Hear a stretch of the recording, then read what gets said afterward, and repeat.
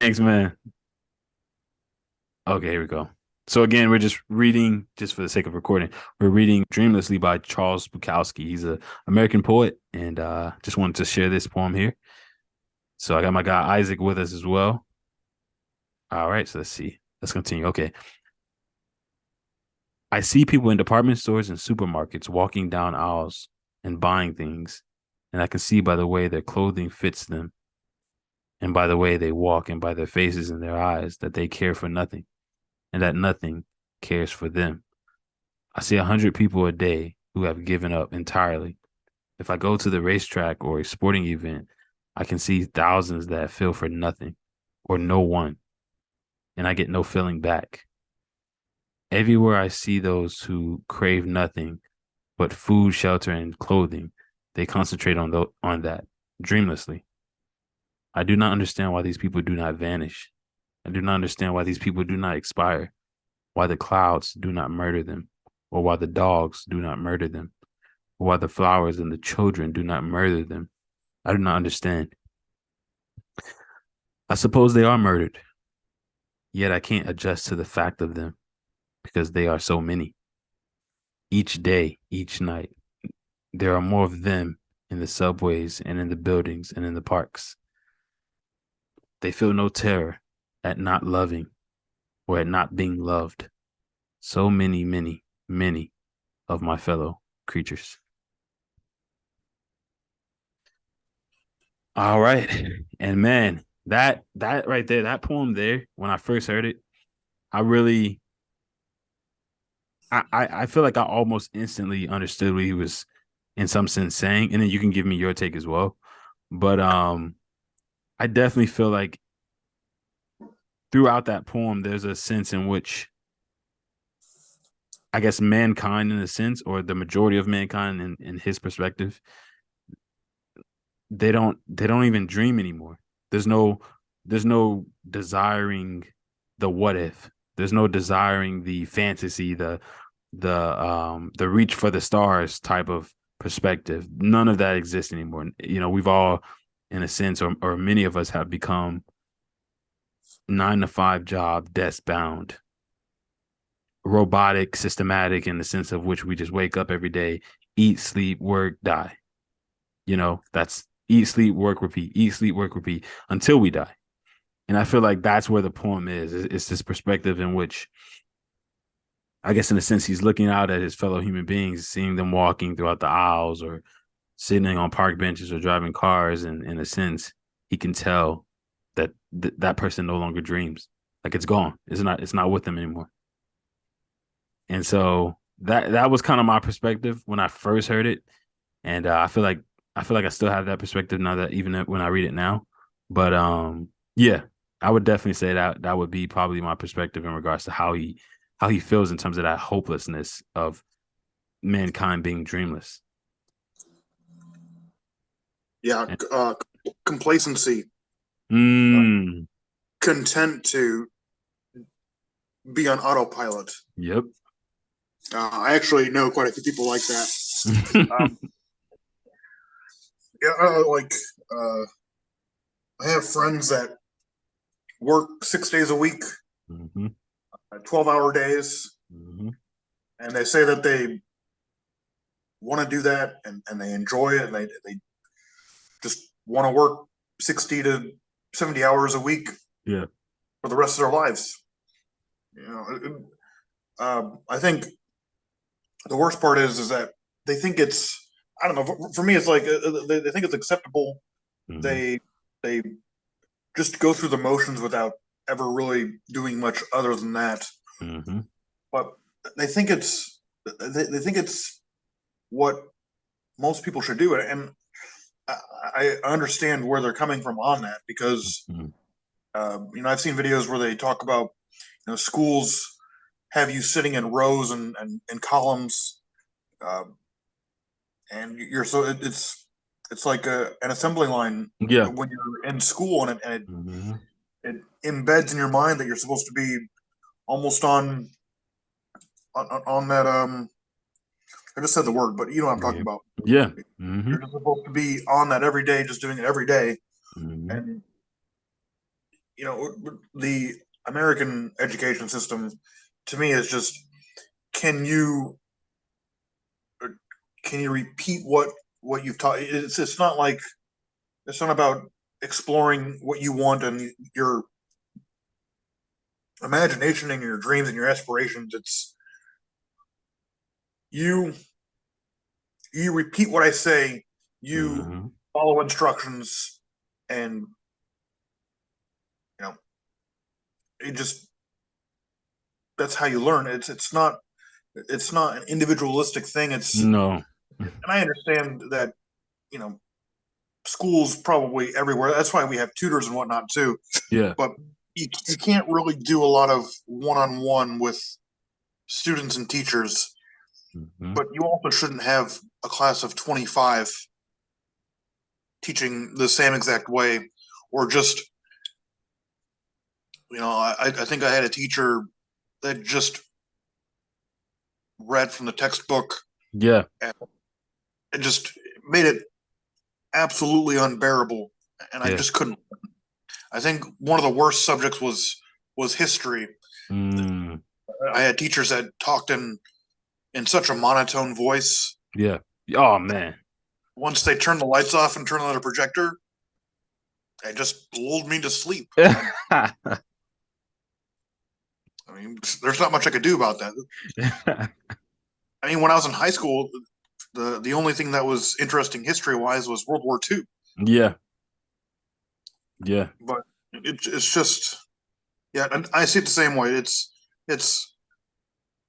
they they're going through the motions, but when you look in their eyes, you just see nothing. You see a black hole. You see emptiness. Yep. There you go. There you go. Elena just hit me up too. I just let her know we're on. I was letting her know. But that so you're saying that's what you got out of that. Reading that, that's what you kind of got out of it. Yeah, I got Mm. essentially the same thing you got. Yep. You look Mm-hmm. at everybody and you see their emotions and you see their eyes, and you just see that there's no passion, no yearning for anything different, just Mm-hmm. accepting your fate. Exactly. Exactly. Exactly. Man, I'm so glad you stated that. I'm so glad you're saying this. You're saying the things you're saying right now, man. It's pretty sad if you ask me. It's pretty sad, and I think that is, again, that type of poem is sad because you see a person that's just in a sense stuck in this way, this certain way about them, that is, like you said, is just leading to this pitifulness lifestyle, this lifestyle of just settling. Um, man, I got more to share, so I'm not gonna be too long winded on this one, but you have the floor, bro. You have the floor, so I'm itching to hear yours now. If you can find it, if you could find it, I'm sorry. Yeah, I'll have to look for the Facebook ones later. I just, I think before I joined your groups, I'd used Facebook Mm-hmm. once in a blue moon, if Yeah. that. Mm-hmm. And all the changes and all the updates they've done, it's just impossible for me to find it, uh, or if I could find it, it'd take too long Yeah. for tonight. So I'll figure it out eventually. Yeah. Let's see. I don't remember this one, but Mm-hmm. whatever. This one I made in 2019, Mm. and the title is "Yesterday." Nice. I apologize if it's a little bit sad because I can see some of it, but I don't remember writing it. But whatever. Yeah, no problem. 6 months ago, I was at a crossroads, wanting to appreciate what you tried to do. 6 months ago, I sat at home and cried, knowing I was in debt, not being able to control. Sigh. Someone wasn't seeking for help. A snowball infected. Instead, my body was reconsumed by hatred and dread. Not Mm. knowing where to turn, I turned in, knowing I was asking for help on a whim. 4 months ago, I really believed that you had changed into something you had never been before, hoping that my shortcomings would brush off easier, and we wouldn't clash and both be each other's sore. I want to believe that we can come to terms about what I am doing and what I have to do to survive. This Mm. medicine in, let me just lay down, rest my eyes. Staying awake is so hard, and time is just flying. passing by. 2 months ago, you forced more things, trying to make me happy. Pull an ultimatum that you knew I couldn't abide by. Mm. You knew it wasn't going to last, yet you gave me one choice Sorry in about hopes that. to comply. I did for a moment try to do as you said and sneak by. Then you wanted more on top of that. Already made it impossible to make you smile. Mm. Lest you want to break your child. Now I just want to go wild. Weed and alcohol, see how the drugs interact with that. Next thing you know, I'll be falling. Splat. Mm. I thought about forgiving you. Then today, I thought, not that. Stonks must rise. I don't know how I'll get through my 20s. The 30s will drive. 40s I feel are impossible. 50s, nice try. I don't know how much I will survive. Having a one day at a time state of Mm. mind.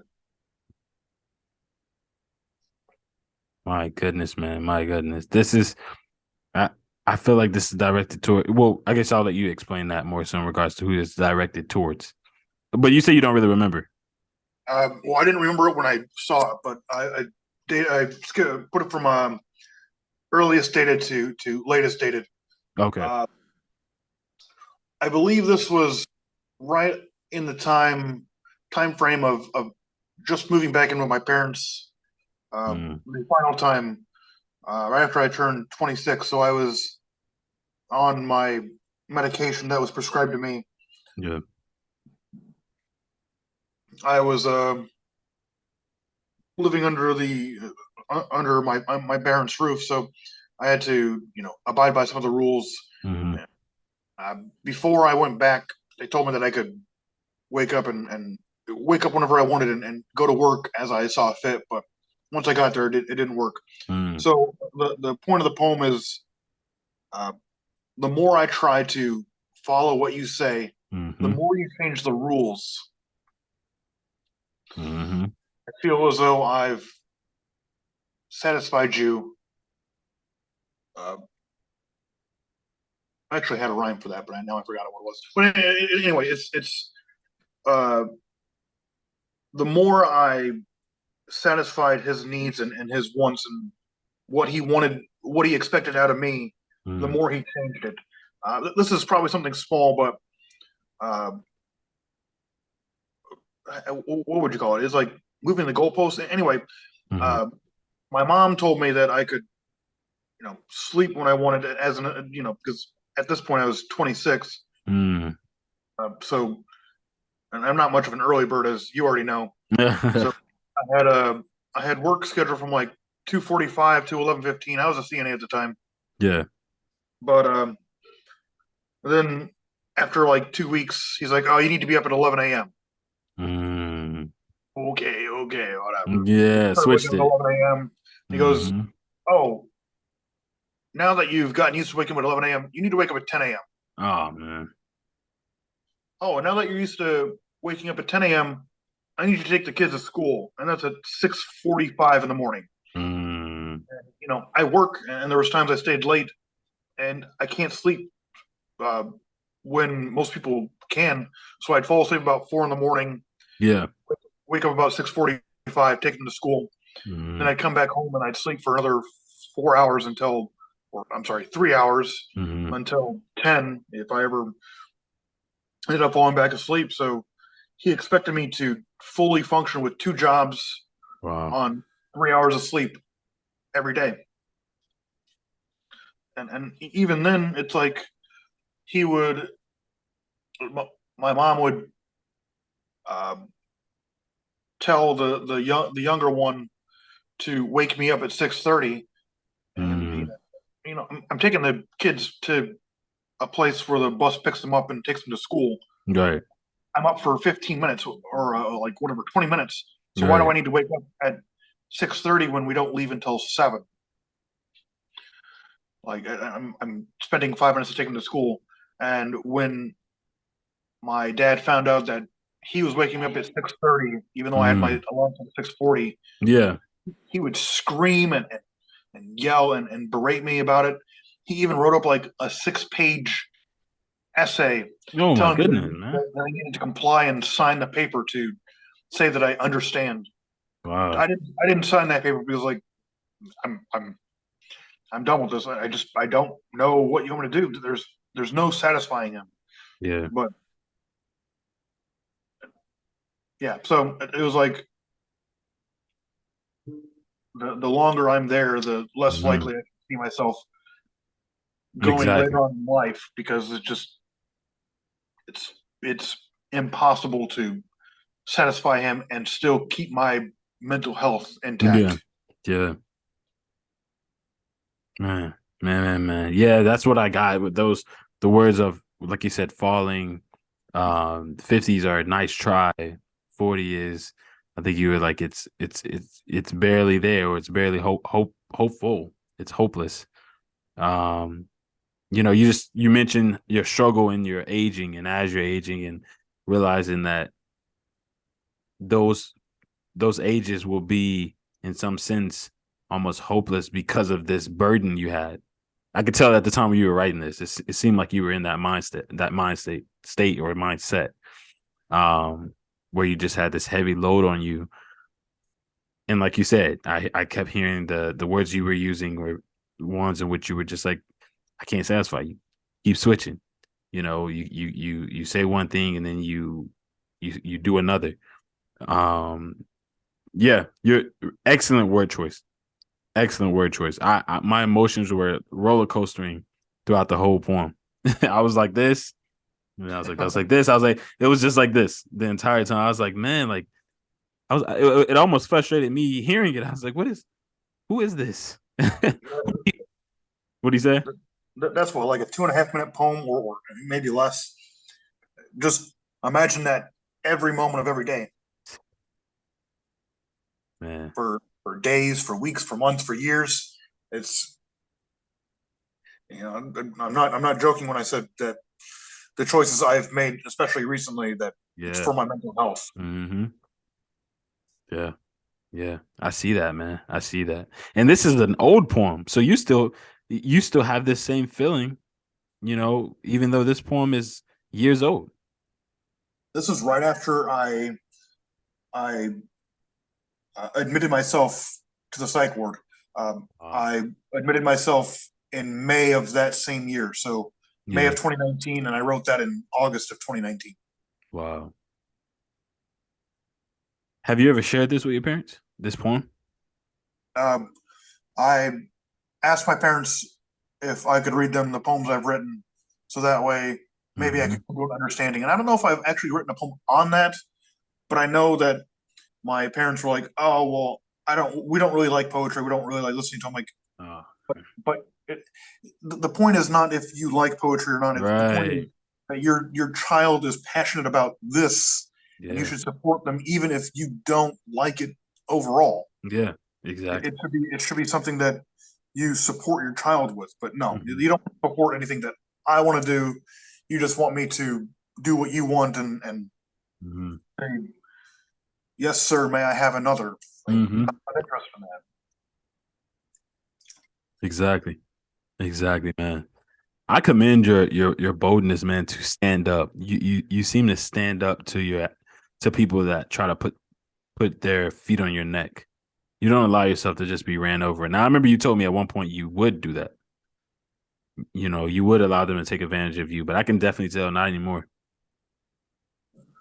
Yeah, I didn't know who I was, and I didn't. Mm-hmm. I knew that when I was younger. I knew that if I just did what they wanted, it would stop. Mm-hmm. But little did I know is the more I let it happen, or the more I just did what they wanted, the Yep. more it would happen.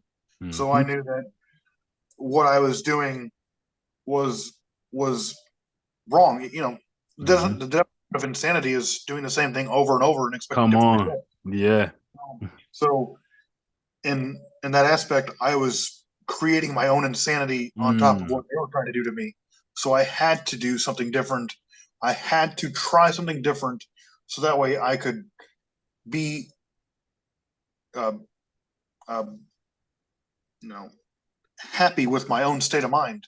Mm-hmm. And if it ended up being that I had to cut them out of my life forever, so be it. Exactly. They So they be it. needed they needed me more, way more than I ever needed them. Yeah. and it shows because even when I cut off contact, I never. Uh, my parents' numbers are blocked from my phone now, but when I left the communication open because I had messages that I had uh, my mom and I had sent back to each other Yeah. confirming uh, everything that had happened to me um, Mm-hmm. in maybe a 20-minute text conversation. Mm-hmm. Uh, she messaged me again saying that she really wanted me back and that she missed me and that this and that and I knew that as long as I didn't block her on everything, she'd still try to continue to try to invade my life and try to convince me to come back. Yeah. So I screenshotted the conversation and then I blocked her. Wow. Wow. You blocked on everything. Yes. Wow. I There, there, understand. yeah, there's some platforms she doesn't know I have Mm-hmm. or doesn't know the name I have on it, but the platform that she knew I was on, I Yeah. blocked her. Wow. Man. This next poem I want to share, I think it hits on a lot of a lot of the emotions you've, expressed throughout our conversation throughout this call so far. And prior to me pressing record, a lot of the emotions you've displayed, even through just this poem itself. I'm gonna share this as well, and hopefully you can resonate with it, man. But I can't wait to hear your perspective after. So let me start this, man, and play this up for you. I'm actually trying to do something. Hold on one second.